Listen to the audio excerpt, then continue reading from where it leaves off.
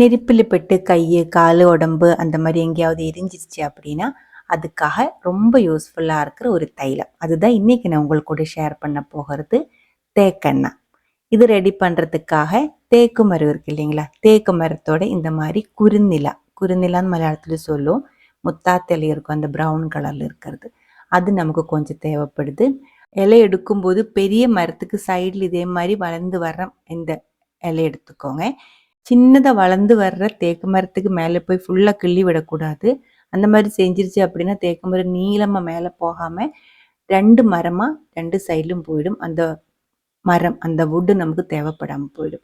இந்த மாதிரி ஓரமாக வளர்ந்து வர்றதை எடுக்கும்போது நமக்கும் யூஸ்ஃபுல்லாக இருக்கும், தேக்கு மரத்துக்கும் அது நல்லாயிருக்கும். கொஞ்சம் இலை எடுத்துருக்கு.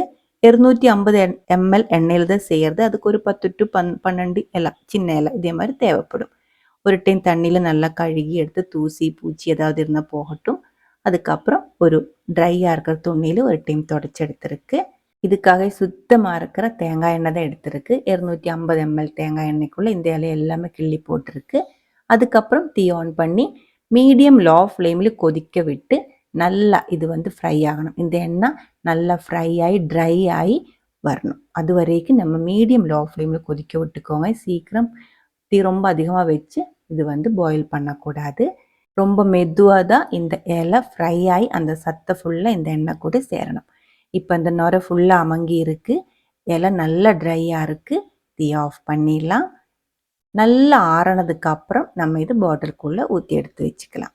இதோட கலர் பாருங்கள், டார்க் ஒரு ரெட் கலரில் தான் இருக்கும். நல்லா ஆறினதுக்கு அப்புறம் இந்த ஃப்ரையாக இருக்கிற இலை எடுத்து மாற்றிடலாம். இந்த இலை கரெக்டாக ஃப்ரை ஆகி கிடைக்கணும், கருகி போகக்கூடாது. நுரை ஃபுல்லாக அமங்கினா எடுத்தால் கரெக்டாக இருக்கும். இந்த ஒரு ஆயில் ஆறினதுக்கப்புறம் பாட்டிலுக்குள்ளே அடித்து வச்சுக்கலாம். ரொம்ப பழைய காலத்துலேருந்தே யூஸ் பண்ணுற ஒரு ஹோம் ரெமடியாக இருக்குது. நெருப்பில் போட்டு கை காலெல்லாம் பேர்ன் ஆகிற டைமில் இது கொஞ்சம் அங்கே தடவி விட்டால் போதும், பொங்கி வராது, அந்த தழும்பும் இருக்காது. நமக்கு இது வீட்டில் கிச்சன்லலாம் ரொம்ப யூஸ்ஃபுல்லாக இருக்கிற ஒன்று தான். உங்களுக்கும் இது யூஸ்ஃபுல்லாக இருக்குன்னு நம்புகிறேன்.